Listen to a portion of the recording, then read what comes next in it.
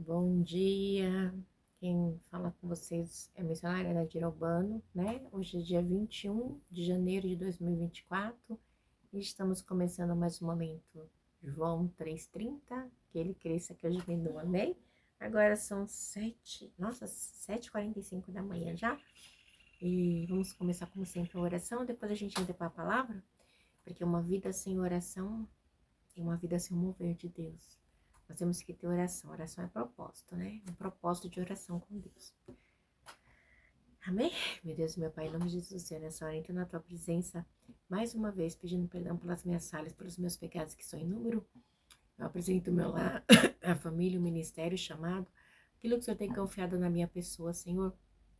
Também nessa hora, Pai, eu te peço e apresento a vida de cada um que possa estar ouvindo, Pai, essa live, que o Senhor possa estar indo de conta com a necessidade. Eu não sei o que eles precisam, o que eles necessitam, mas o Senhor é aquele Deus que cura, que liberta, que salva e principalmente que leva para o céu. O Senhor é o caminho, a verdade, a vida. E não há outra a não ser a Raçodecomanai, o Senhor Jesus. Ah, Paizinho, visita nessa hora os necessitados, aqueles que precisam de um emprego, de um alimento na sua mesa, aquele pai de família que está desempregado, que não sabe o que fazer. O seu filho pediu um pão, pai, não tem para dar, não tem nada, nenhuma água com açúcar. Meu Deus, muda a história, abre as portas, pai. Em nome de Jesus, nessa manhã, Senhor, quantas pessoas passando necessidades, dificuldades, pessoas que têm que entregar a casa, não sabem o que vai fazer, que vai morar na rua com seus filhos, mãe de família. Meu Deus, cada situação terrível, Senhor, mas que o Senhor possa estar auxiliando, visitando essa família que precisa de um milagre neste dia. Visita os moradores de rua, Pai, muitos estão ali porque não tem para onde ir. Visita aqueles que estão no albergue também, muitos estão ali porque querem beber, querem se drogar, não querem, Pai, seguir regra, mas muitos estão ali porque não tem para onde ir. Senhor Deus, visita nessa hora, Senhor Deus, os asilos, Pai. Visita, Pai, o idoso que está ali, Pai, que está sendo maltratado, abusado. Visita os lares, Pai, onde idosos são maltratados, abusados. Visita, meu Deus, em nome de Jesus, crianças que são maltratadas, abusadas, espancadas, Senhor Deus, que são tidas como objeto, Pai, na mão de pessoas perversas, pervertidas, Pai. Em nome de Jesus, visita, Pai, onde tiver uma criança sendo abusada, espancada, que haja denúncia. Crianças, pais que estão em abrigo, Pai, em nome de Jesus, visita. Criança na Suda e como na Iramanda Sai, que são usadas, Pai, como tráfico. Deus, são tantas situações, Senhor, mas visita. Visita mulheres que são espancadas, que são abusadas. Mulheres, Pai, Deus, que estão no relacionamento abusivo. Mulheres, Pai, que já perderam a sua identidade. Que o Senhor possa estar visitando neste dia, entrando com providência, entrando com socorro, Pai. É o que eu te peço em nome de Jesus, Senhor Deus, porque a tua palavra diz que do Senhor é a terra e toda a sua plenitude, todos que neles habitam, Pai. Senhor Deus, todos pertencem a ti, Senhor. Que o Senhor possa estar visitando nessa hora, Pai, os motoristas de ônibus, de carro, van, visitando as BR, as estradas, Pai. Que o Senhor possa estar visitando, Pai, as aviações, o Senhor possa estar visitando a área marítima, Deus, onde estiver, Pai, alguém dirigindo no mar, na terra, seja onde é que for, no céu, que o Senhor possa estar guardando, guiando, livrando do acidente.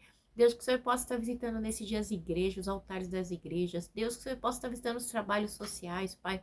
Deus, que o Senhor possa estar visitando os pastores, Pai, que fazem a tua obra com sinceridade, com amor. Aqueles que não fazem, que o Senhor venha arrancar, Pai. Que o Senhor venha fazer justiça, Pai. Que o Senhor venha levantar homens e mulheres de Deus comprometidos com a sua palavra. Deus, visita a nossa nação, visita os três poderes executivo, legislativo e judiciário do nosso país. Visita, Senhor. Visita, Pai, ou os hospitais nessa hora, aqueles que estão, Pai, internados, desenganados, precisando, Pai, de um milagre, Senhor, é que eu te peço nesta hora, crianças que estão ali com dores, Pai, mulheres em hora de parto, pessoas que estão com câncer, não sei, Pai, mas o Senhor sabe que o Senhor possa estar visitando, Pai. Visita, Senhor Deus, os leprosários, visita, Senhor, são tantas situações, Senhor, que o Senhor possa estar visitando os encarcerados, levanta pessoas para fazer evangelismo nas prisões femininas, masculinas, Pai, que venham fazer, Pai, evangelismo na Fundação Casa, Pai, levanta, Senhor, são tantas necessidades, Pai, a palavra do Senhor fala que poucos são os ceifeiros, mas grandes são a seara. Levanta pessoas comprometidas, Pai, em fazer a diferença nessa terra. É que eu te peço neste dia, em nome do Pai, do Filho e do Espírito Santo de Deus. Amém? Então, a gente vai estar lendo hoje Daniel 5, né? Vocês já viram falar da mão que escreve na parede? Essa é a palavra hoje. Vamos lá? O banquete de Belsazar, a escrita na parede. Certa vez o rei Belsazar deu um grande banquete para 1000 dos seus senhores, dos seus nobres. E com eles bebeu muito vinho. Enquanto Belsazar bebia vinho, deu ordens para trazer as taças de ouro, de prata, que o seu predecessor Nabucodonosor tinha tomado do templo de Jerusalém, para que o rei e seus nobres, as suas mulheres e as suas concubinas bebessem nessas taças. Então trouxeram as taças de ouro que tinham sido tomadas do templo de Deus em Jerusalém. O rei e os seus nobres, as mulheres e as suas concubinas beberam nas taças. Enquanto bebiam o vinho, louvavam a deuses de ouro, de prata, de bronze, de ferro e de madeira. Um erro aqui, viu? Um erro grande. Pecado. Deixa eu até marcar aqui.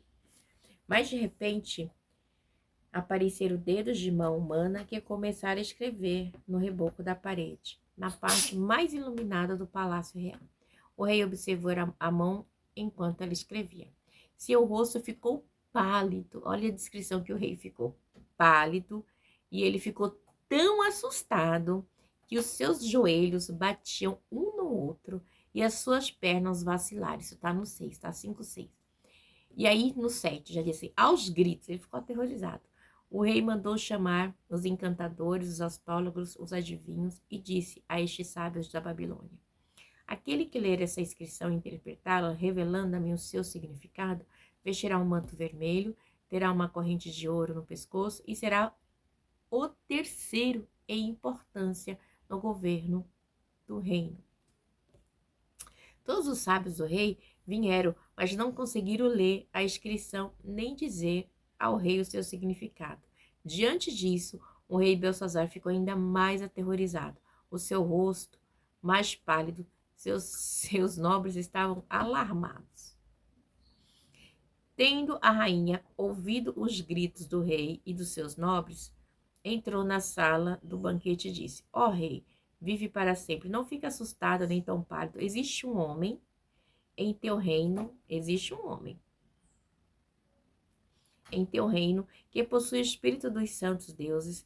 Na época do teu predecessor, verificou-se que ele era um iluminado e tinha inteligência e sabedoria a dos seus deuses.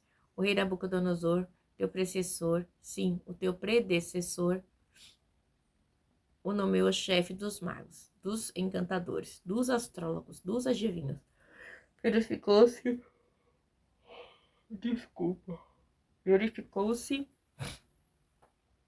que esse homem Daniel, a quem o rei dera o nome de Beltesazar, tinha inteligência extraordinária e também a capacidade de interpretar sonhos e resolver enigmas e mistérios.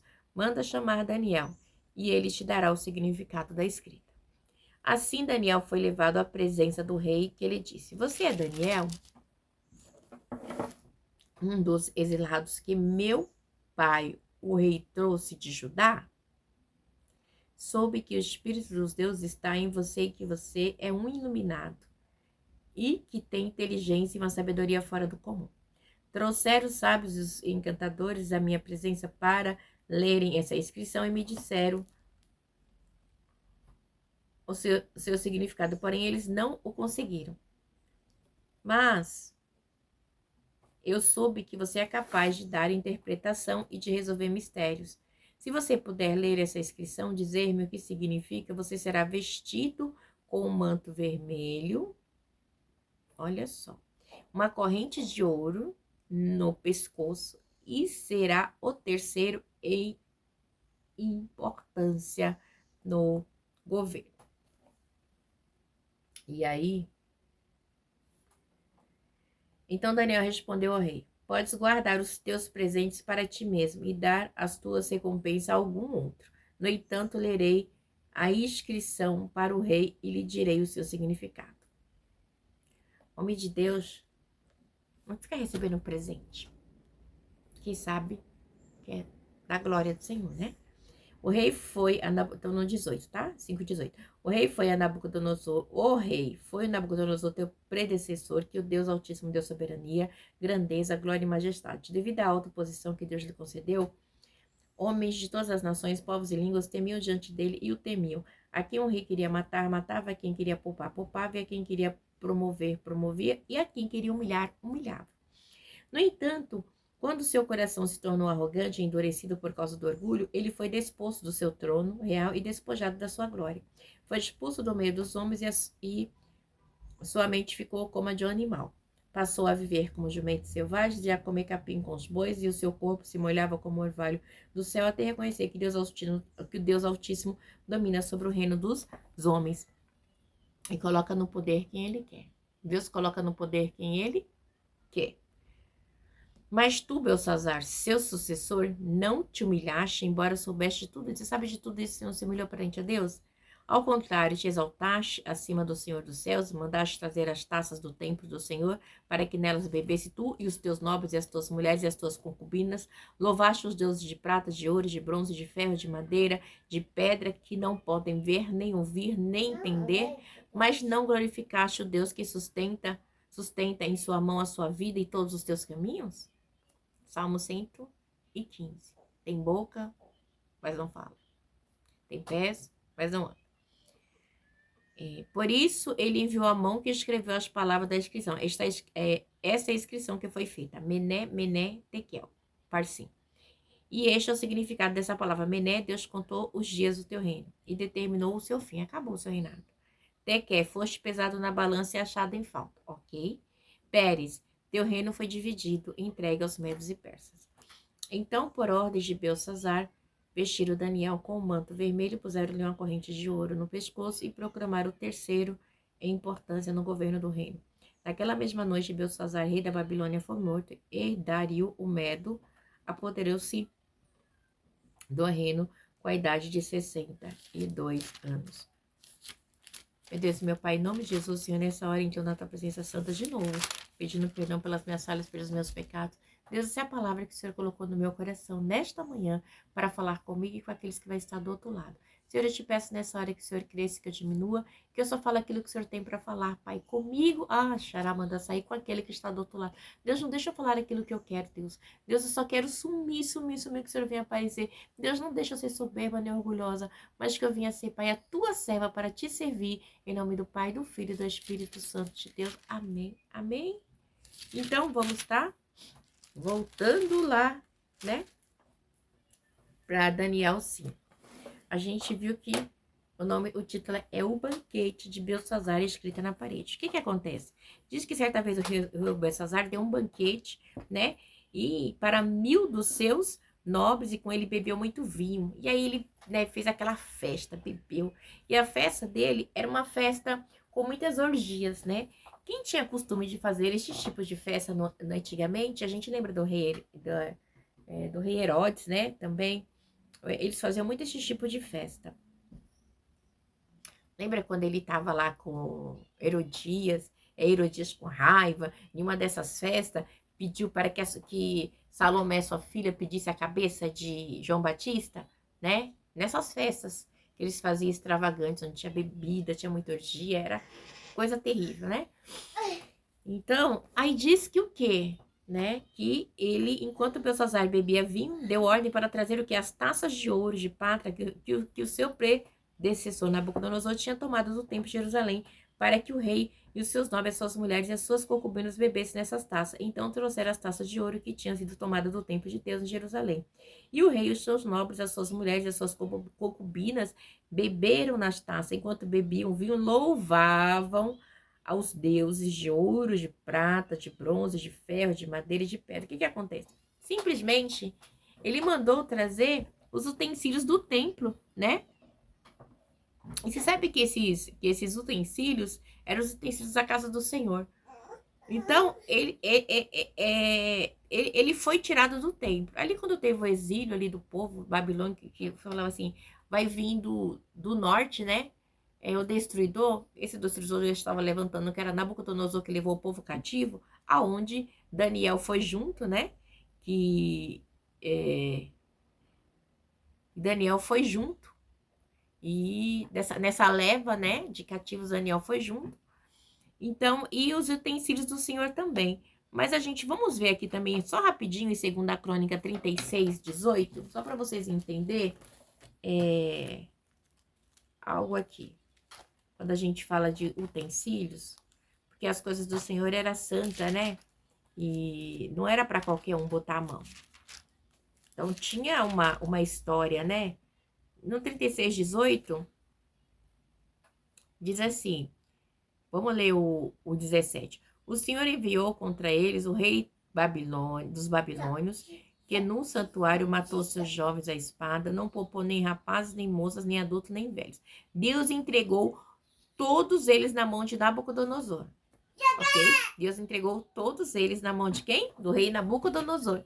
E o que Nabucodonosor levou? A gente está lendo 2 Crônica 36, 17 e vamos por 18.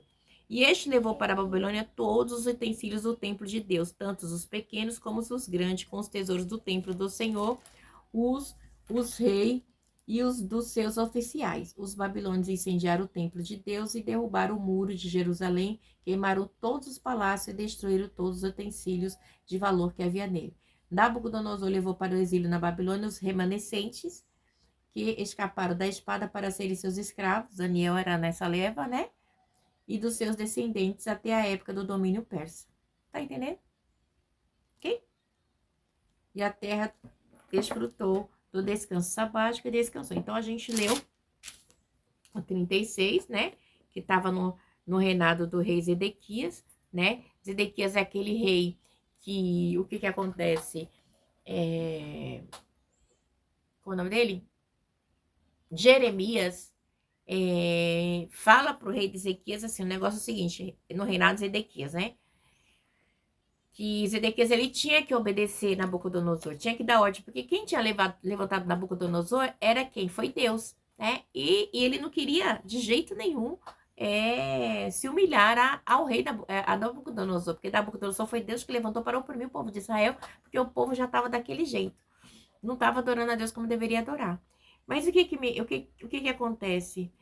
Acontece que o rei Zedequias, quando seus profetas, seus magos, não, rei, é mentira.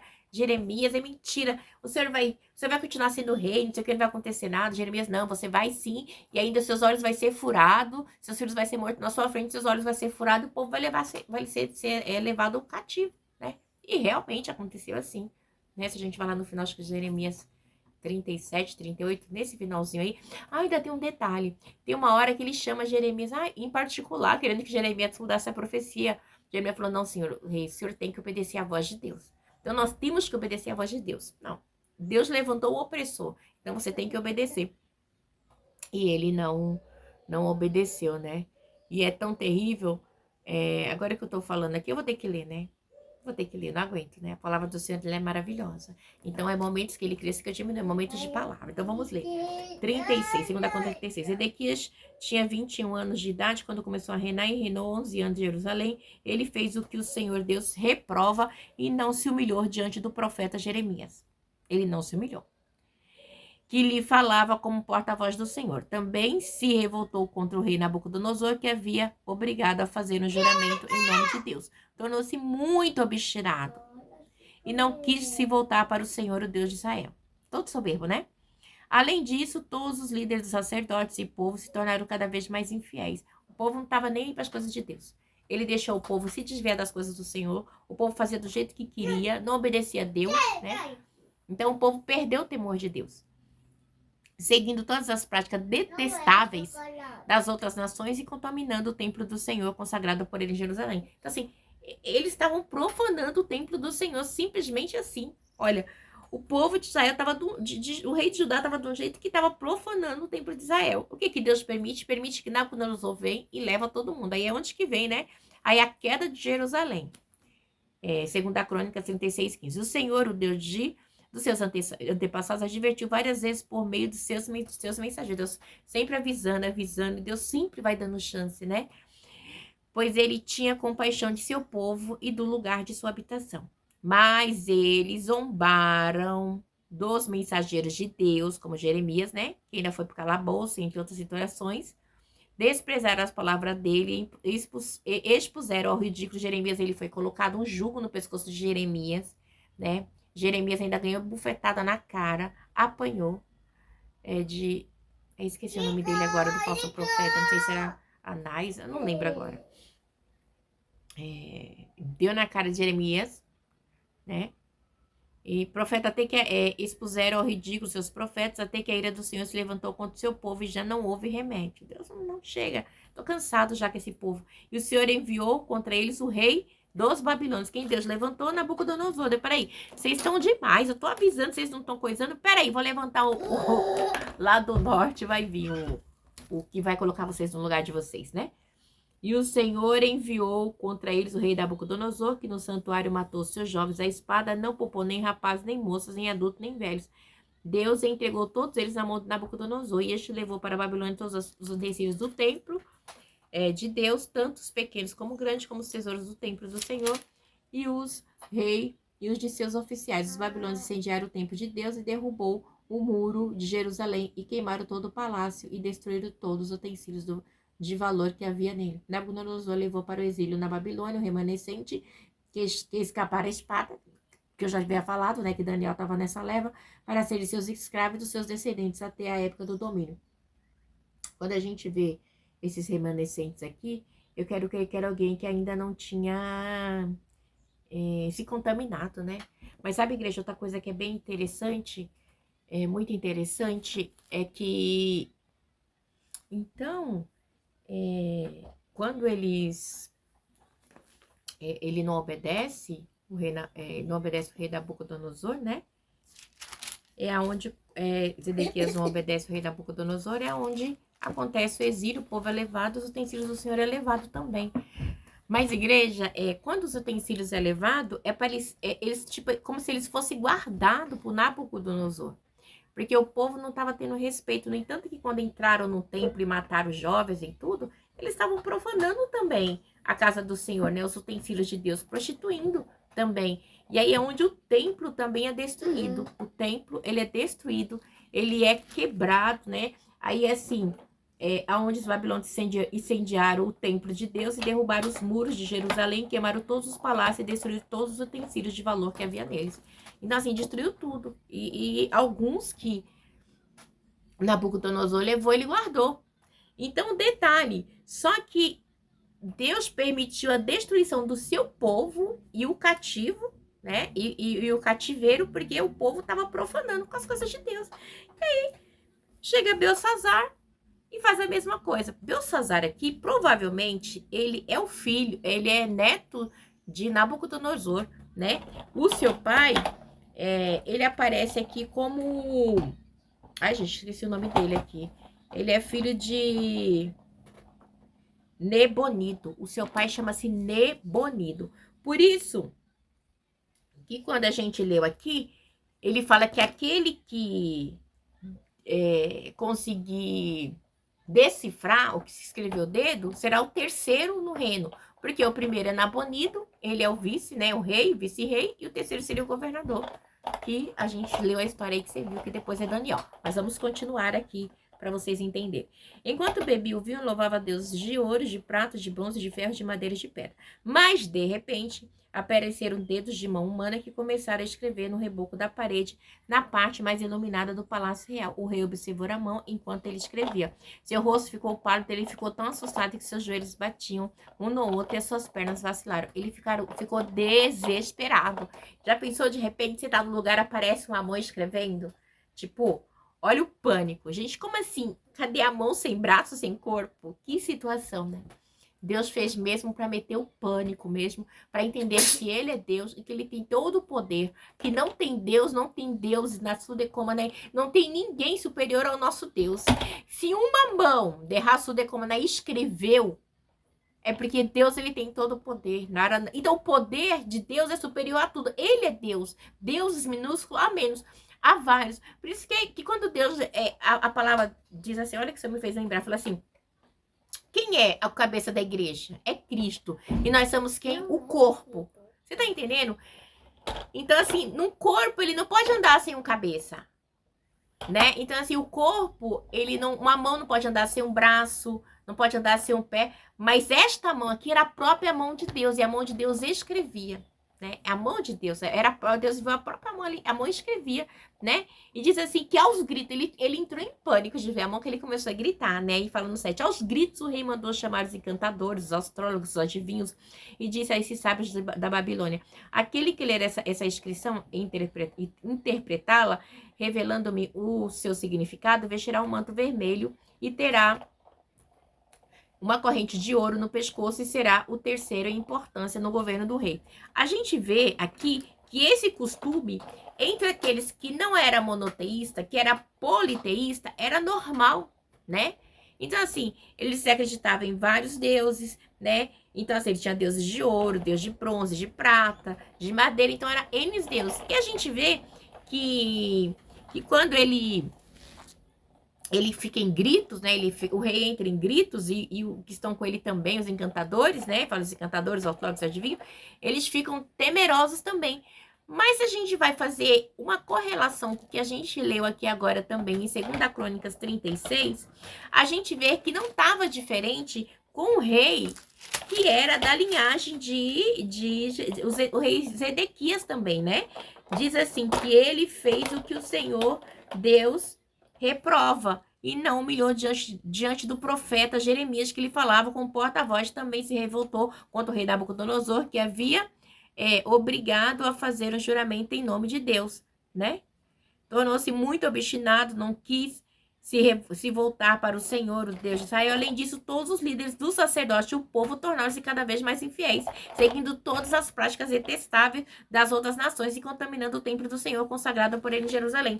Então, quando veio o cativeiro babilônico, eles também estavam assim, desacreditados. Havia uma decadência terrível, uma decadência moral no meio de Israel, né? Então, assim, era uma decadência moral mesmo, né? Uma decadência moral entre o povo de Israel. Ai, deixa eu escrever aqui, decadência, o que Deus me deu agora. Moral entre o povo, né? Obrigada, meu amor.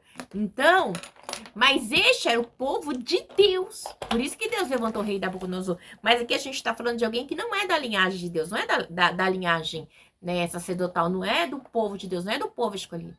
Você tá entendendo? Né? Das duas tribos. Não é. Não faz parte, né? Então, o que acontece? E aí eles estavam daquele jeito. E aqui, quando ele chega, ele fala, né? Que ele vai, voltando para o 7, a parte B, diz assim, aquele que lê essa inscrição e interpretá-la, revelando-me o significado, vestirá um manto vermelho, terá uma corrente de ouro no pescoço e será o terceiro em importância no governo do Renato. Então, como eu te falei, com certeza, né, Belsazar, ele era o vice, e o seu pai Nabonido, filho de Nabucodonosor, era o rei, né? E ali eles estavam procurando um terceiro, alguém para... Gente, ninguém... Não, era algo impossível, né? Ele já estava fazendo algo impossível, né? Botando um cargo acima dele porque ele estava desacreditado. O desespero era tanto, né? E todos os sábios do rei vieram, mas não conseguiram ler a inscrição, nem dizer ao rei o seu significado. Diante disso, o rei Belsazar ficou ainda mais aterrorizado e o seu rosto mais pálido, seus nobres estavam alarmados. Isso está no 5:8. E aí, no 9 diz assim, agora no 9, diante disso, o rei Belsazar ficou ainda mais aterrorizado e o seu rosto mais pálido, seus nobres estavam alarmados. No 10, tendo a rainha ouvido os gritos do rei e dos seus nobres, entrou na sala do banquete e disse, ó rei, vive para sempre, não fique assustado nem tão pálido. Ok, com certeza era a mãe dela, né? Era a mãe dela, não, era a mãe do rei Belsazar, essa rainha, né? Era esposa de Nabonido, provavelmente, né? Não tá dando aqui, mas os estudiosos, pelos estudos que eles fizeram, provavelmente era a mãe de Belsazar, né? Porque a mãe de Belsazar era esposa de Nabonido, que era filha de Nabucodonosor, que esteve nesse tempo, né? No tempo em que Daniel, né? Foi levantado assim como um dos magos, né? Como um dos homens de confiança de Nabucodonosor, né? Por todas as diferenças que ele tinha. Ele era diferente. Ele era até diferente de Sadraque, Mesaque e Abednego, porque ele se destacava porque ele interpretava sonhos, né? Ele era excelente em tudo. Ele tinha um destaque ainda dos sonhos. Aí diz assim, Ó a rainha, né? Ó vive para sempre, não fiques assustado nem tombado. Existe um homem em teu reino que possui o espírito dos santos Deus. Na época do teu predecessor, ou seja, de Nabucodonosor, seu avô, verificou-se que ele era um iluminado e tinha inteligência e sabedoria como a dos deuses. O rei Nabucodonosor, teu predecessor, sim, o teu predecessor nomeou chefe dos magos, dos encantadores, dos astrólogos, dos adivinhos. Verificou-se que esse homem Daniel, a quem o rei dera o nome de Beltesazar, tinha inteligência extraordinária e também a capacidade de interpretar sonhos e resolver enigmas e mistérios.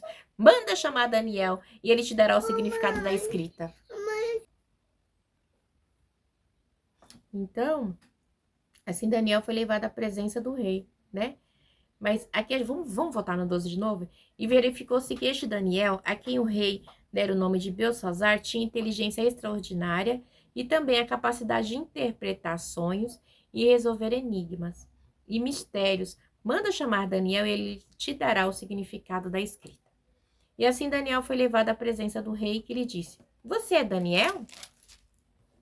Um dos exilados que meu pai, o rei, trouxe de Judá? Ou seja, Nabonido estava com Nabucodonosor, né? Nessa época, com seu pai, que era avô dele, de Beltesazar. Soube que o Espírito dos deuses está em você e que você é um iluminado e que tem inteligência e sabedoria fora do comum. Trouxeram os sábios e os encantadores à minha presença para lerem essa inscrição e me disseram o seu significado, porém eles não conseguiram. Me dizerem o seu significado, porém eles não conseguiram. Mas eu soube que você é capaz de dar interpretação e de resolver mistérios. Se você puder ler essa inscrição e dizer-me o que significa, será vestido com um manto vermelho e terá uma corrente de ouro no pescoço e será o terceiro em importância no governo. Então, Daniel, ele chega para Daniel e fala assim, olha, então, eu estou desesperado porque apareceu a mão escrevendo e ninguém no reino soube interpretar. Mas a rainha disse sobre você, né? Que seu nome é Daniel e que o meu pai te trouxe. Então, assim, que você poderia estar interpretando que é só você, que você é inteligente, que você é sábio, que você é iluminado. Gente, deu N detalhes de como Deus usava Daniel, como ele era a diferença de Daniel, a diferença, né? Então, assim, mostrou a diferença dele. E Daniel fazia a diferença.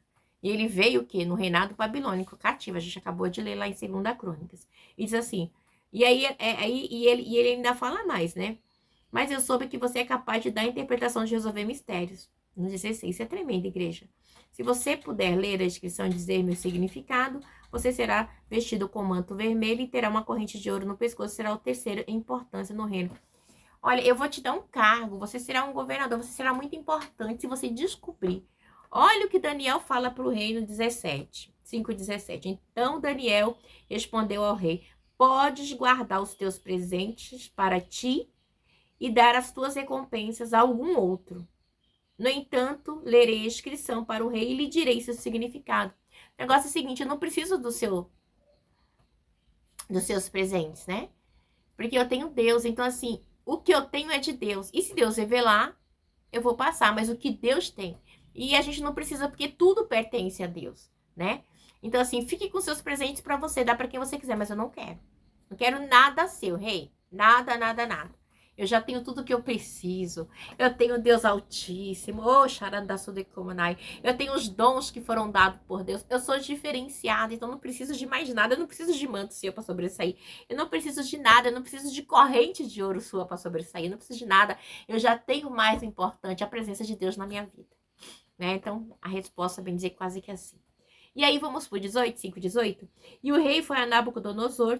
Aí ele começou a falar. O rei ó rei, foi o Nabucodonosor, teu predecessor, que o Deus Altíssimo deu soberania, grandeza, glória, majestade, devido à alta posição que Deus lhe concedeu. Homens de todas as nações, povos, línguas tremiam diante dele e o temiam. A quem o rei queria matar, matava. A quem queria poupar, poupava. E a quem queria promover, promovia. A quem queria humilhar, humilhava.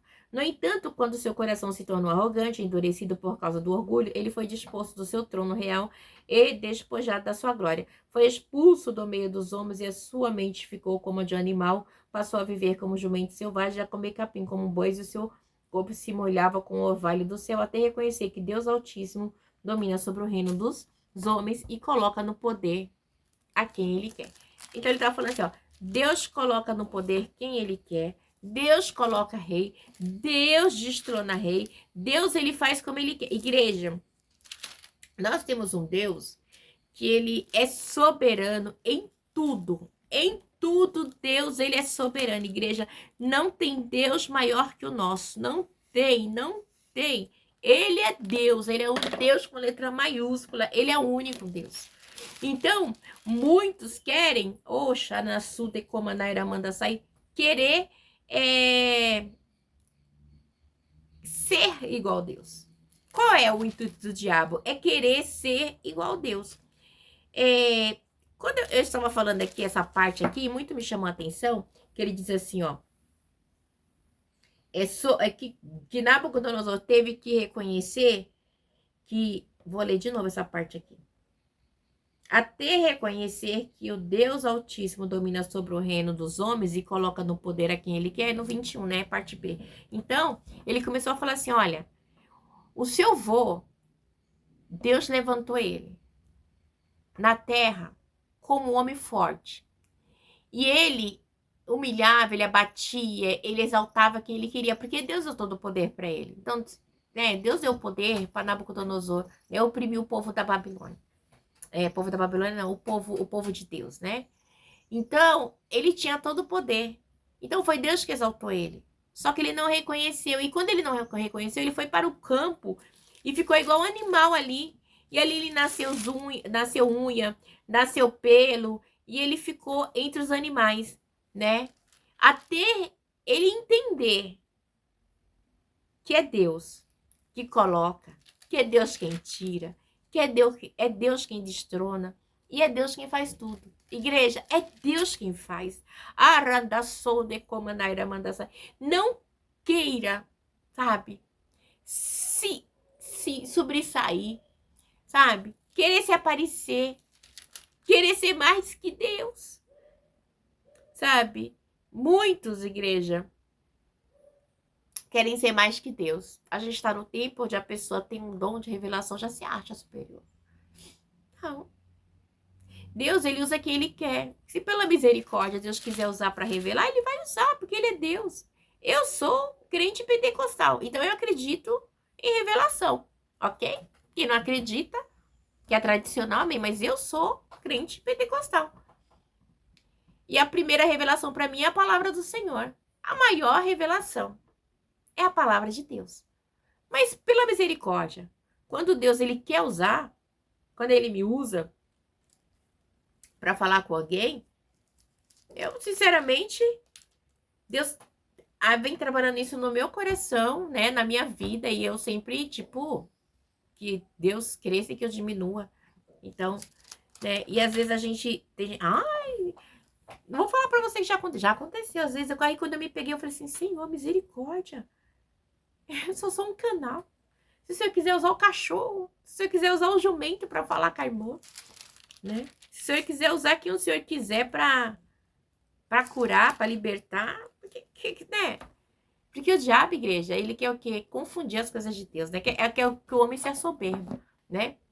E assim, e às vezes eu acho até engraçado, às vezes as pessoas falam assim, né, um dia, foi ontem mesmo, né?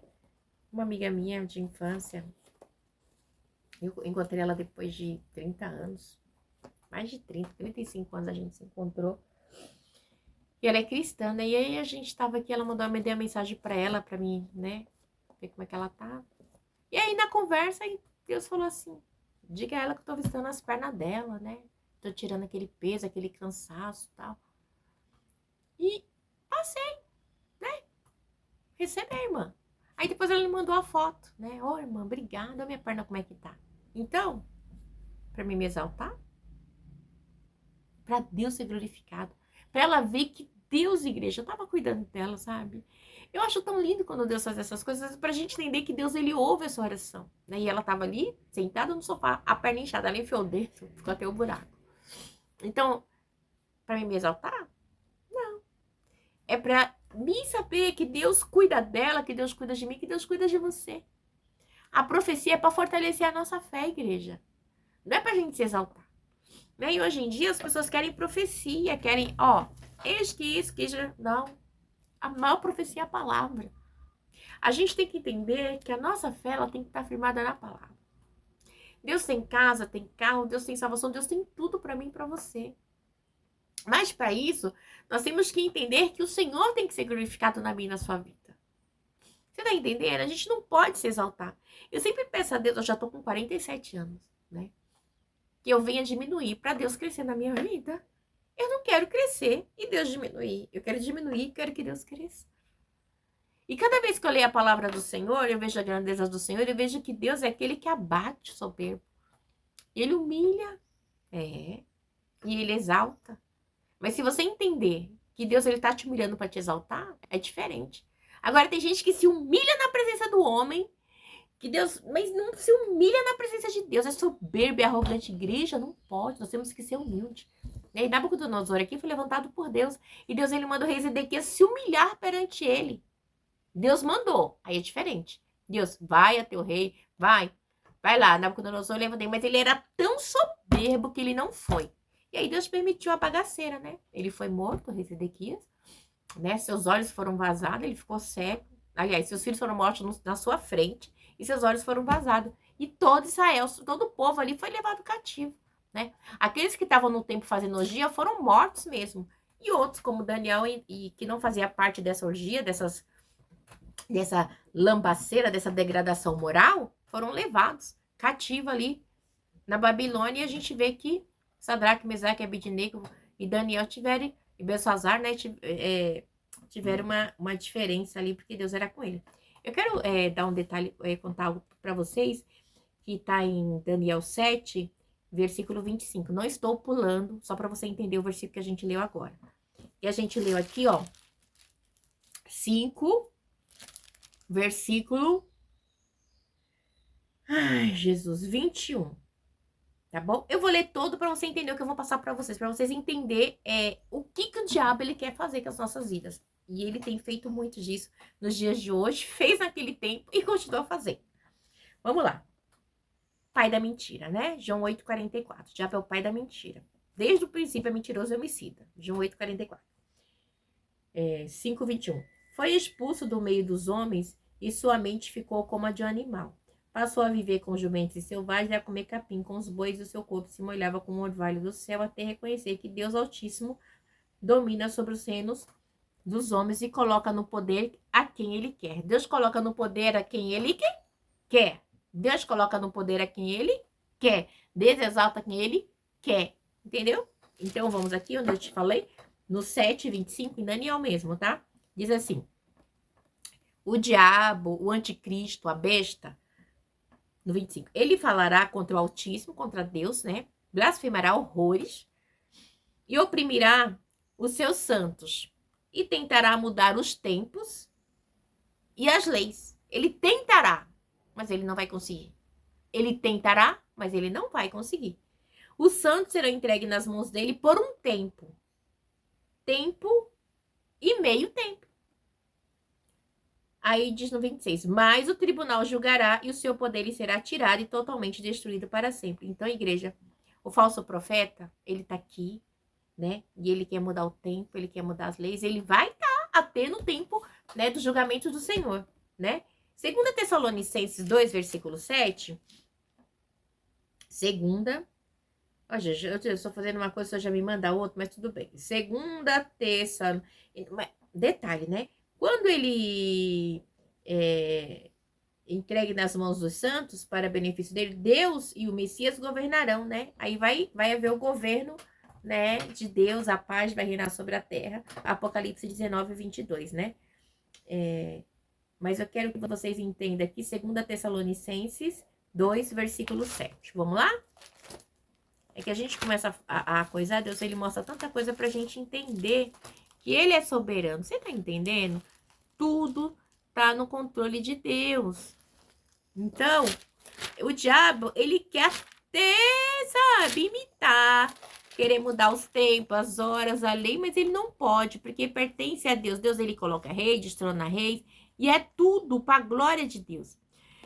A gente vê ali que no julgamento de Jesus, o rei estava lá, porque era Deus que tinha colocado. Então, a gente tem que estar sempre atento a isso, sabe, igreja? E não deixar que essas coisas tome conta da minha vida e da sua. Porque Deus está no controle de tudo. Primeiro e segunda Tessalonicenses são duas cartinhas pequenas, né? Mas são riquíssimas, que fala muito do pecado do homem e fala dos cuidados que a gente tem que ter com essa vida aqui, né? Na vinda de Cristo, né? Então, 2:7 fala assim, 2 Tessalonicenses 2:7 diz assim, vamos lá? A verdade é que o mistério da iniquidade já está em ação, restando apenas que seja afastado aquele que agora o detém.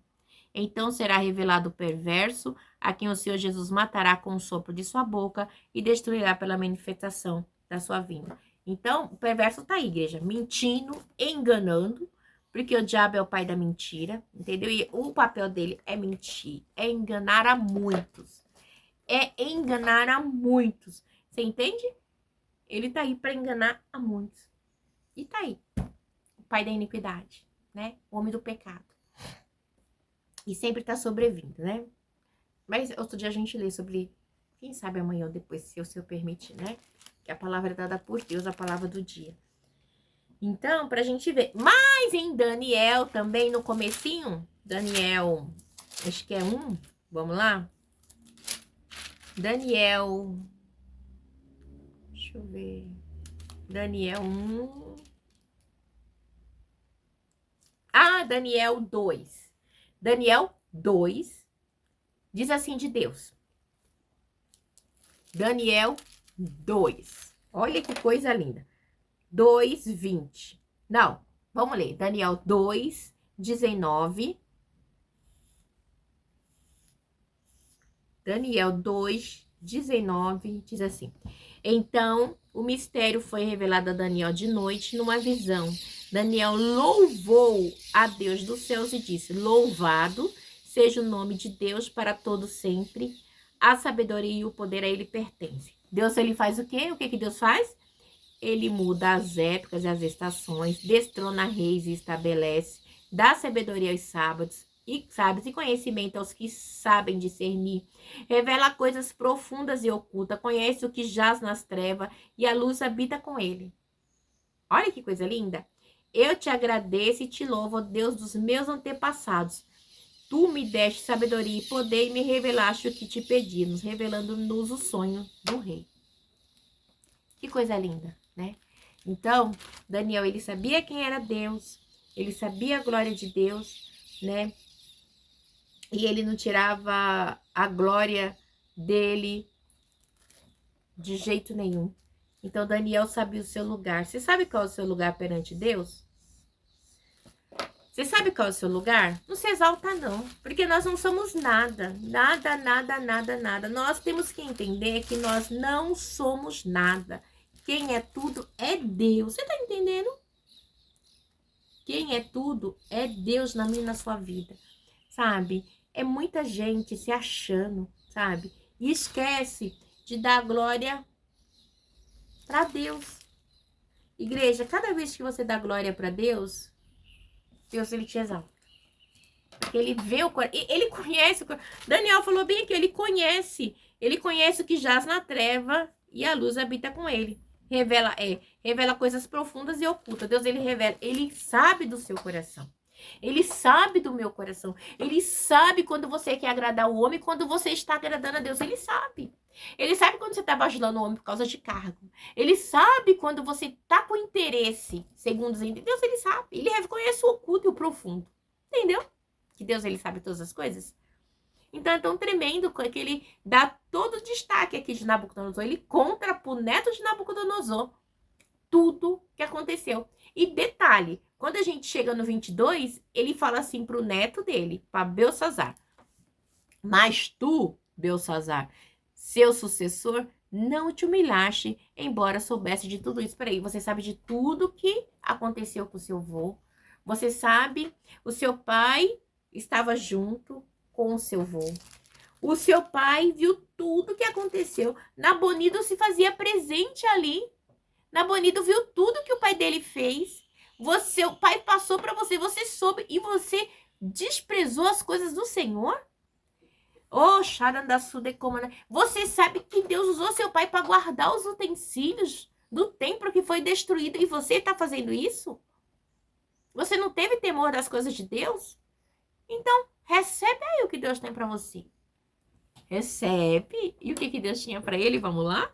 No 22, 23. Ao contrário, te exaltaste acima do Senhor dos céus. Você quer ser mais que Deus, Belsassar?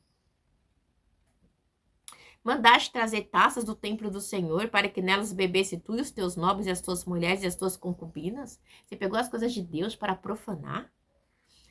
Louvaste os deuses de prata, de ouro, de bronze, ferro, de madeira, de pedra, que não podem ver, nem ouvir, nem entender, mas não glorificaste o Deus que sustentaste em suas mãos a tua vida e todos os teus caminhos? Peraí.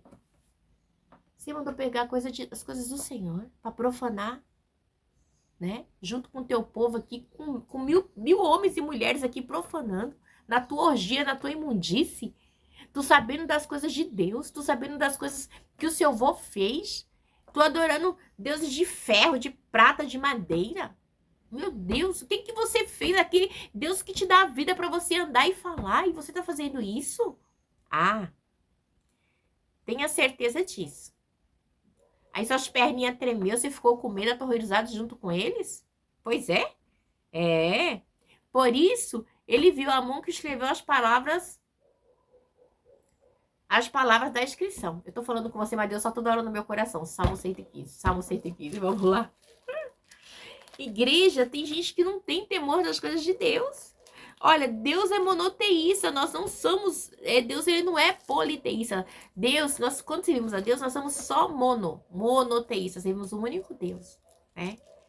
Então, a gente não tem... Se você servia a santos, se você servia a cores, se você servia a tarô, se você...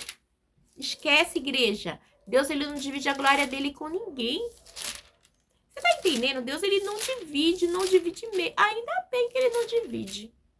Salmo 115, Deus tá falando no meu coração toda hora. Salmo 115, vamos lá? Salmo 115. Que Deus? Cadê Deus? Salmo 115. Meu Deus. Ah, aqui o Salmo 115. Vamos lá. Vamos lá? Salmo 115? Vamos ler? Deus está mandando ler o Salmo 115 para vocês essa manhã. Então, vamos ler? O título é Salmo 115. É um salmo de louvor e amor à fidelidade de Deus, né? Com os quais Deus silencia a zombaria das nações pagãs, né? É um salmo onde Deus está mostrando para os pagãos que ele é Deus, tá bom? Então, vamos ver o que Deus quer falar comigo e com você nesse salmo, que tá no meu coração. Salmo 115, 115. Não a nós, Senhor, nenhuma glória para nós, mas sim ao teu nome. Aí, ó, já começou a falar o que nós estamos falando. Não a nós. Para quem que é a glória? Não a nós, Senhor, nenhuma glória para nós, mas sim ao teu nome, por teu amor e por tua fidelidade. Toda glória e honra a Deus. Sempre, igreja, sempre, sempre dei glória e honra a Deus. Nunca dei glória e honra ao homem. Porque pergunta às nações, onde está o Deus deles? O nosso Deus está nos céus e pode fazer tudo o que lhe agrada. Acabamos de falar sobre isso. Os ídolos deles, de prata e ouro, são feitos por mãos humanas. Tem boca, mas não pode falar. Olhos, mas não podem ver. Tem ouvidos, mas não pode ouvir. Nariz, mas não pode sentir cheiro. Pés, mas não pode andar. e não emite som algum com a garganta. Tornem-se como eles aqueles que os fazem, todos o que neles confiam. Você está confiando em madeira? Você está confiando em pedra? Então você é igual a eles. Porque eu confio num Deus que fala, né? Eu tô falando com você aqui, Deus fala comigo assim. Eu oro a Deus e ele responde no tempo dele. Às vezes ele quiser falar na mesma hora e falar na dia X e tal. Muitas vezes eu dobro o joelho e Deus fala na hora, outras vezes não. Às vezes ele usa alguém, outras vezes ele fala na palavra, outras vezes ele fala em sinais, em som. Ele é Deus, né? Confia no Senhor, ó Israel. Ele é o seu socorro, o seu escudo. Confie no Senhor, sacerdotes. Ele é o seu socorro e o seu escudo. Você sabe que nessa época o sacerdote estava nem aí para Deus, né? Vocês que temem o Senhor, confiem no Senhor. Ele é o seu socorro e o seu escudo. Você confia no Senhor? Xananda Suda Komanai. Deus é o meu socorro e o meu escudo, igreja. Ele é o teu também. Você sabe que em Efésios vai falar da armadura de Deus. A gente pregou esses dias, né? E ele é escudo. Oh, meu Deus do céu. Eu já tô chorando da palavra do Senhor. Vocês não têm noção, viu? Eu fico toda... Não falo emocionada. Eu fico toda temerosa quando eu ouço a palavra do Senhor, viu? O Senhor lembra-se de nós. Ó Senhor, lembra-se de nós e nos abençoará. Abençoará os israelitas, abençoará o sacerdote, abençoará os que temem o Senhor, do menor ao maior. Deus abençoa os que temem a Ele. Que o Senhor os multiplique, você e seus filhos, sejam vocês abençoados pelo Senhor. O Senhor que fez o quê? Os céus e a terra. Os mais altos céus pertencem ao Senhor. Mas a terra ele confiou ao homem. Os mortos não louvam ao Senhor. Tampouco nenhum dos que descem ao silêncio. Mas nós bendiremos o Senhor, desde agora para sempre. Os mortos não louvam a Deus. Igreja, isso é muito sério. Seríssimo demais. Né? A gente acabou de ver o Salmo 115. Depois nos meus estudos eu vou até colocar, porque eu não preparo, Deus ele vai dando na hora. O que é para mim, para você no dia de hoje, né? Então, ele tava com deuses que não falava nada, mas que ele levava de um lado para o outro. Com deuses pagãos, né? Fora as imagens, tinha os pagãos. E aí, essa é a inscrição que foi feita no 5:25. Mené, mené, tekel, passim. E este é o significado dessas palavras. Mené, Deus contou os seus dias do teu reinado e determinou o seu fim. Tekel, foste pesado na balança e achado em falta. Pérez, teu reino foi dividido e entregue aos medos e persas. Acabou seu reino. Foi entregue agora. Vai ser dividido aos medos e persas. Lembra do sonho que o rei teve, né? Ai, não vamos entrar nesse detalhe não, que é muita coisa, né? Que aí começa a aparecer os reinos, aí o último é Roma, né? Vem descrevendo os medos, os persas, e aí por diante. Depois o rei Nabucodonosor, oh meu Deus do céu. Deus, eu não ia coisar esse, pai, mas tudo bem. Teve o reino Babilônia, que era o do rei, que é a cabeça de ouro, que era a Babilônia. Aí o peito e braços de prata, que era o Medo-Perso, né? Que é o que entraria agora, depois que o neto de Nabucodonosor, Belsazar, sair. Aí entra o Medo-Persa com Ciro, acho que é Ciro, ou Dario Ciro nesse meio, né?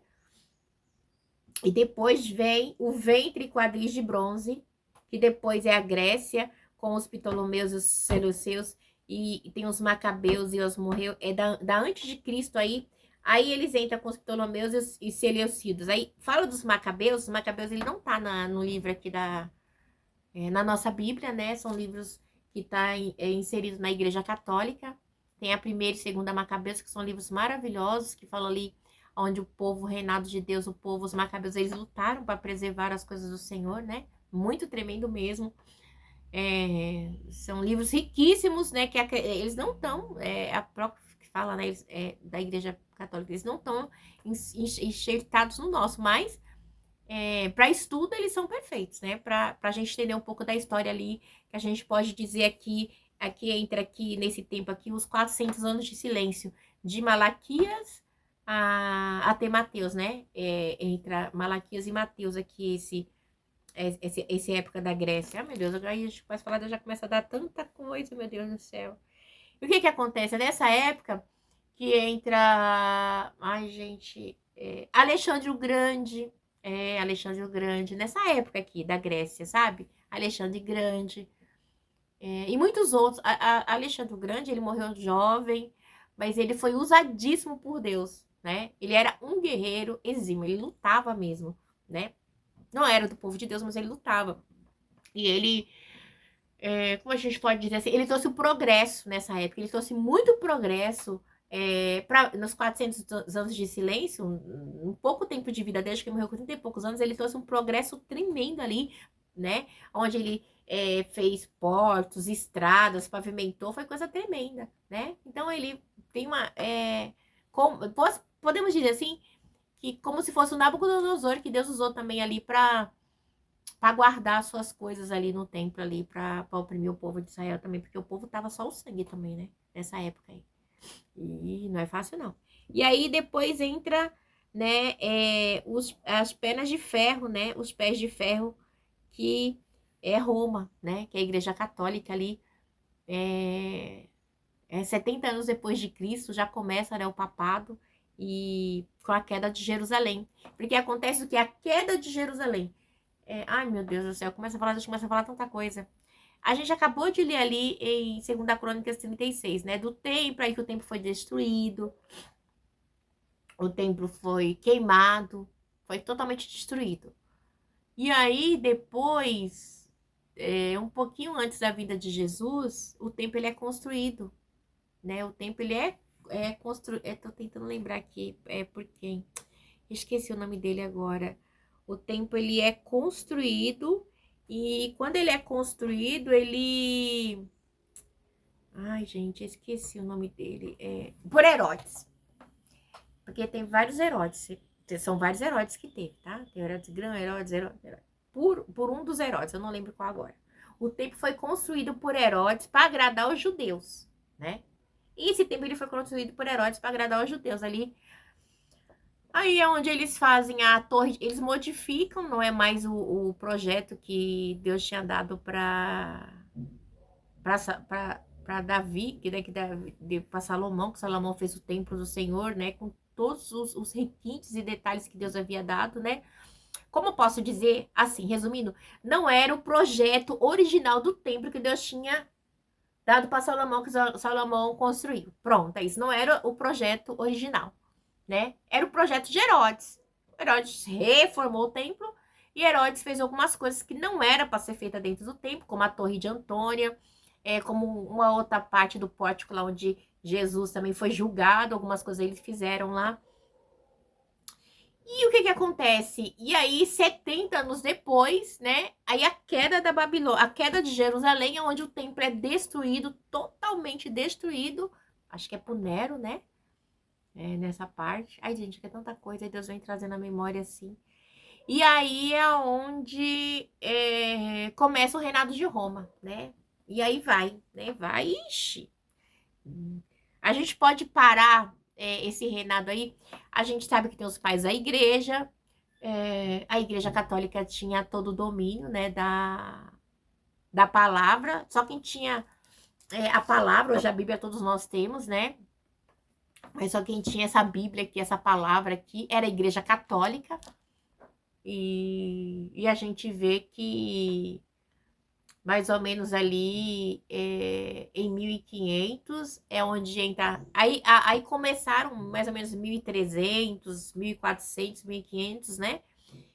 As pessoas começaram a se revoltar contra a Igreja Católica por causa da opressão, muito julgo, muita coisa. A heresia era tremenda, era demais. Gente, era tanta heresia. Tinha os pais da igreja, né? Tinha os pais da igreja que, né, que como Tomás de Aquino e muitos outros que faziam algo, coisas assim, como eu posso dizer, da palavra baseada na Bíblia, né, que glorificava o nome do Senhor. Mas tinha aqueles que profanavam, né, como chegou o absurdo de vender um pedacinho da cruz de Cristo, a bula papal e muitas outras coisas, né? Você comprar um pedacinho do céu, né? O purgatório. Quanto mais. E, gente, e N situações que outro dia, se o senhor assim permitir, a gente faz esse estudo, né? Do papado romano. Mas que me chama muita atenção é que aí a gente aí levanta John Hus, né? e é o precessor de Martinho Lutero, né? Esse John Hus, ele ia muito contra a Igreja Católica, contra a mentira da Igreja Católica. Ele falava, não, vocês são mentirosos, vocês estão enganando o povo, e isso e aquilo outro, e vai. E esse John Hus, né, ele tá naquele tempo ali em que ele não aceitava. É onde já tá começando a famosa Reforma Protestante. Lembra da Reforma Protestante? São poucos que conhecem, né, que é a Reforma Protestante de Martinho Lutero. Mas antes de Martinho Lutero, que teve as 95 teses, teve homens que já não vinham mais aceitando aquilo que a Igreja Católica tinha, que Roma estava impondo, né? Não sei por que Deus está mandando eu falar isso, mas a gente estava pregando uma coisa, mas Deus já começa a mostrar outra, né? É tudo para o nosso crescimento.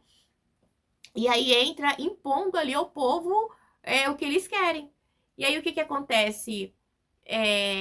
Aí levanta Joe Hus, o famoso cisne branco, né? E aí o que acontece? Eles matam John Hus, né? E ele diz assim, vocês podem estar matando um ganso, mas daqui a 100 anos, Deus, profeticamente falando, Deus usou John Hus para falar, daqui 100 anos, certinho, né? Suscitará um cisne, e vocês estão me matando um ganso. Mas daqui 100 anos vai suscitar um cisne branco. No entanto, que John Hus é conhecido como cisne branco, né? O cisne. E aí, ele fala assim, vocês não vão poder queimar ele. Vocês podem até tentar, mas vocês não poderão queimar. Não vai queimar. 102 anos, né? Aí, 102 anos depois dele ser queimado na fogueira, John Hus, né? Martinho Lutero, o cisne branco, fixou as 95 teses da porta da Igreja Católica contra as indulgências que gerou a grande reforma protestante, né? Então, aí ele fala assim, ó, vocês estão matando um ganso, mas Deus vai suscitar um cisne branco que vai mudar a história. Vocês podem me matar, mas daqui a 100 anos vai levantar um que vai fazer o mesmo que eu tô fazendo e vai concluir. Eu quero crer que Deus se revelou a ele, né? Ele fazia parte ali do romano,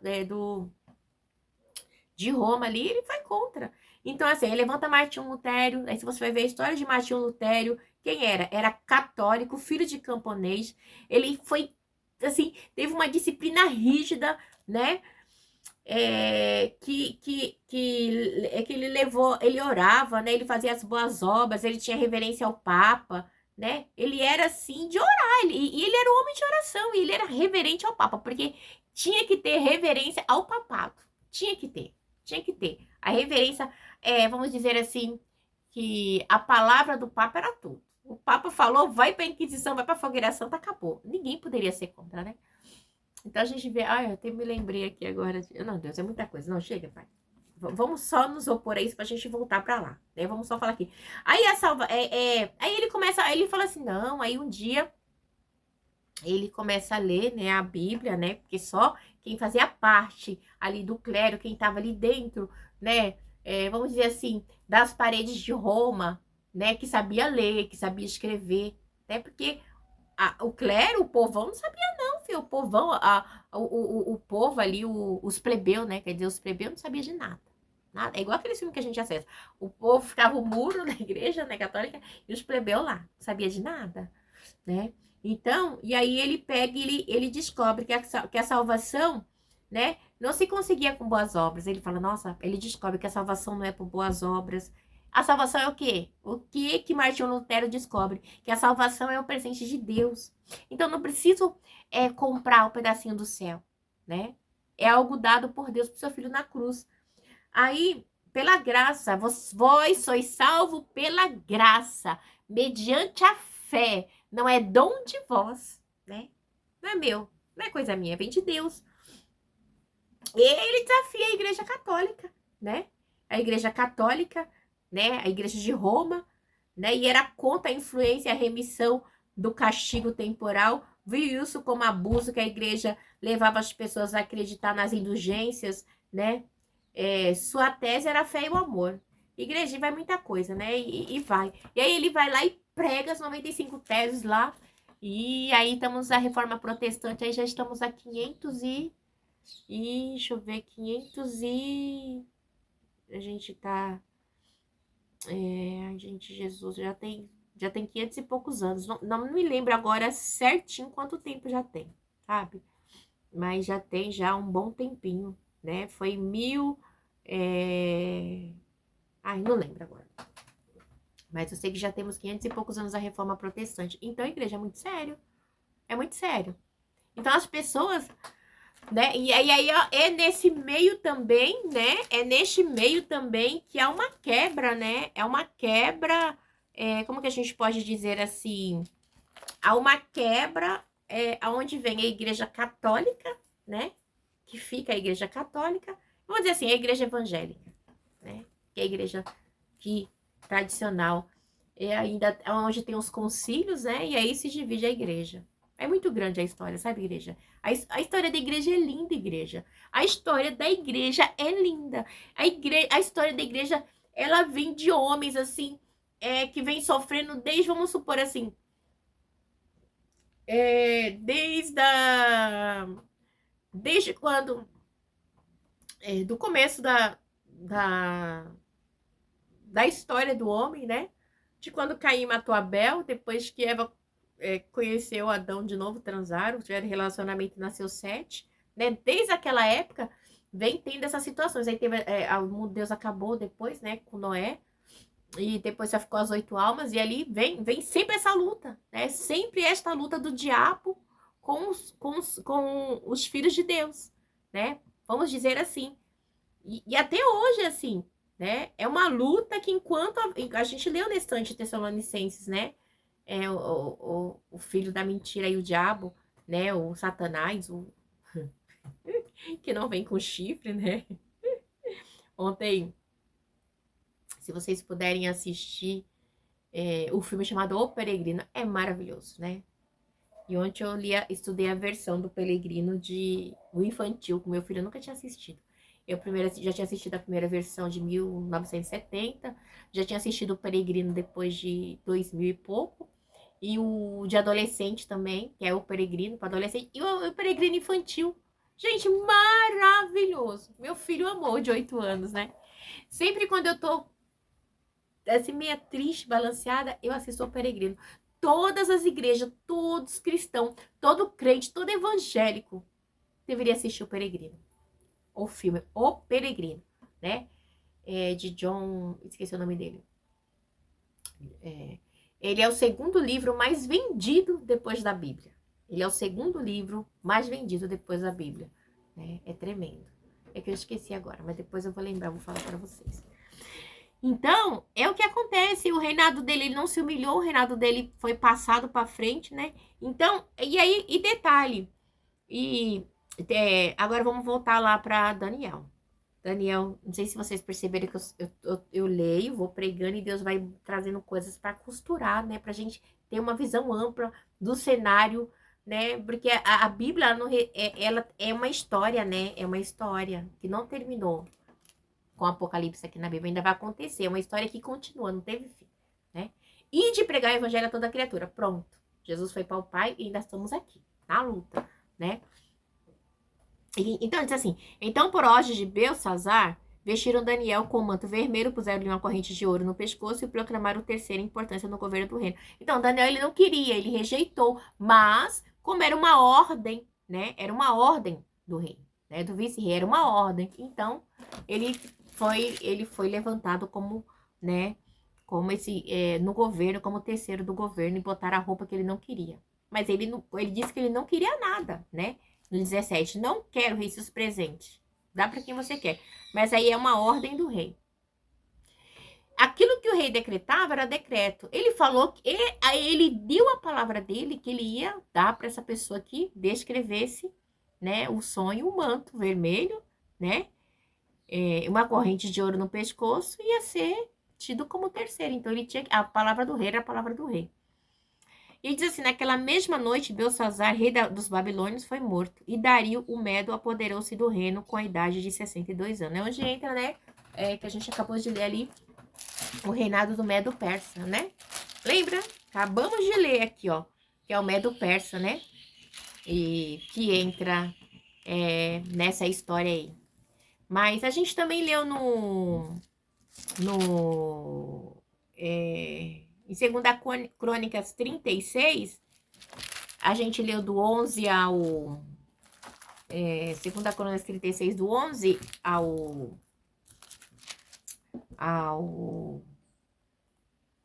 20, né? Mas aí tem aqui uma coisa que eu vou ler para os irmãozinhos aqui, só para entender aqui o finalzinho também, para a gente entrar nessa parte aqui, que quando vai pro Medo, tá? E aí diz assim, Nabucodonosor levou para o exílio na Babilônia, tá? 36, 20. Os remanescentes que escaparam da espada para ser escravos dos seus descendentes até a época do domínio persa. Então, onde entra Daniel. Engraçado que Daniel, ele pegou de Nabucodonosor até os persas, né? O Medo-Persa. Você vê que lindo? Né? Daniel, ele viu, né? Os babilônios que levaram eles exilados serem destruídos. Os babilônios que Deus levantou ser destruído e entrar os Medo-Persas, né? Daniel, como posso dizer assim, ele viu dois reinados, né? Dois reinados diferentes. Não estou falando de passagem, mas passagem de passagem mesmo assim de mudança de Deus destronar. Destronar assim do território total. O território agora não é mais de Nabucodonosor e sua família, agora é dos Medo-Persas, né? Acabou. Não tem mais nada com a família de Nabucodonosor. Nabucodonosor já foi, né? E seu neto não quer nada, Belsazar, agora vai entrar outro. E a terra, aí diz assim, e a terra, olha que detalhe, igreja, para serem escravos dos seus descendentes até a época do domínio persa. Quando entrou o domínio persa, olha a palavra aqui. A terra desfrutou seus descansos sabáticos, porque não tinha mais, né, o descanso sabático que era dado, né, que Deus tinha dado para Moisés, o descanso do sábado, durante todo o tempo de sua desolação, até que 70 anos se completaram em cumprimento da palavra do Senhor anunciada por Jeremias. Depois de 70 anos de cativeiro, né, eles iam voltar de novo a ter o descanso. No primeiro ano do reinado de Ciro, né, que depois a gente vai ler também que Deus levantou Ciro, Deus fala assim, 100 anos antes, ele fala assim, 100 anos antes Deus fala de Ciro, né, e aí quando Ciro, um dia um dos vamos dizer assim, dos servos do Senhor, fala que já falava de Ciro, né, nas escrituras de Deus. No primeiro ano do reinado de Ciro, rei da Pérsia, para que se cumprisse a palavra do Senhor anunciada por Jeremias. Jeremias tinha anunciado Ciro 100 anos, né? Tocou no coração de Ciro, rei da Pérsia, para que fizesse uma proclamação em todo o território de seu domínio e o pusesse por escrito nesses tempos. Assim declaro eu, Ciro, rei da Pérsia. O Senhor, o Deus dos céus, deu-me todos os reinos da terra e designou-me para construir um templo para ele em Jerusalém, na terra de Judá. Quem nem que vós pertencer ao seu povo, vá para Jerusalém e que o Senhor e o seu Deus estejam com ele. Viu? Viu como Deus cuida? A promessa. A promessa até a vinda do Messias, até a vinda de Jesus. E é isso, igreja. Então, aí diz assim, naquela mesma noite, Belsazar, rei da Babilônia, foi morto e Dario, o Medo, apoderou-se do reino com a idade de 72 anos. Morreu, acabou, já era. Detalhe, esse acabou aqui, vamos lá no Novo Testamento, em Lucas 12, 20. Nossa, hoje tá grande, viu? Mas Deus quer, né? Eu não tô aqui para fazer o que eu quero, é aquilo que Deus quer, né? 12, 20 diz assim, é uma parábola, tá?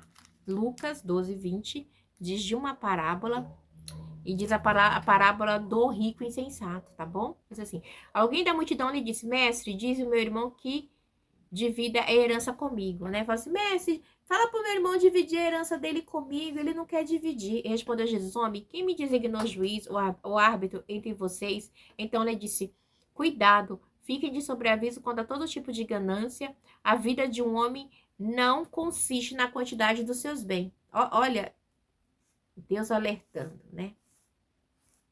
E isso é tão normal hoje em dia, as pessoas é tão gananciosa. Acho que quanto mais tem, né?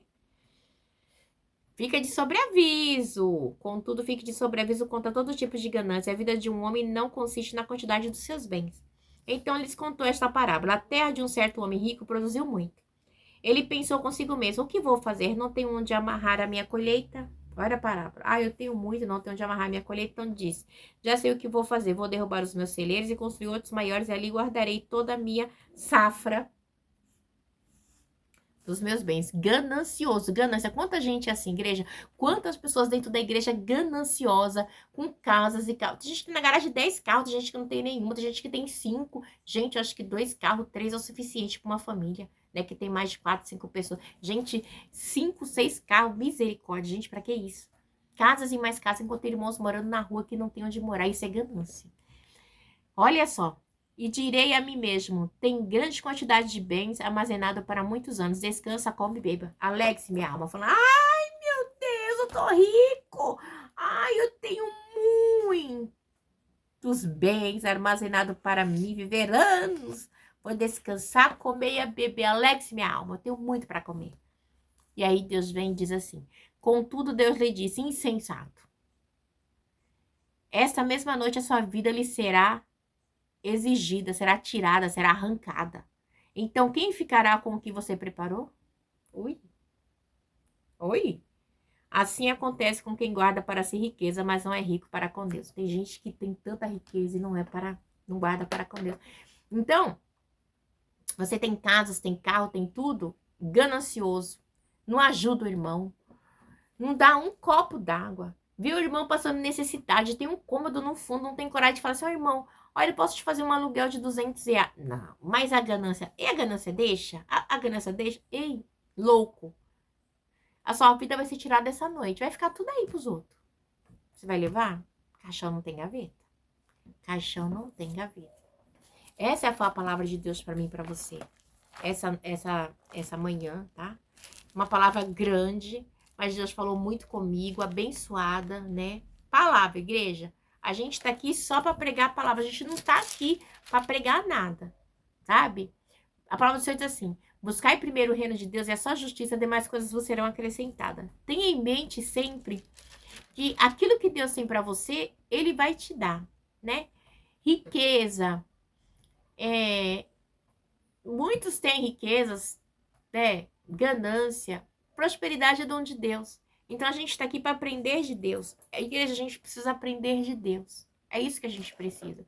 Porque quanto mais a gente aprende de Deus, quanto mais a gente conhece da palavra de Deus, a gente entende que a gente menos precisa dessa terra. Quanto mais você se achega a Deus, mais longe da terra você fica. Porque você fica mais espiritual, você entende que tudo aqui é passageiro, amém? Que Deus abençoe, que vocês tenham um domingo abençoado com a sua família, que a paz e a graça de nosso Senhor Jesus Cristo esteja com vocês hoje e sempre, amém. Deus abençoe.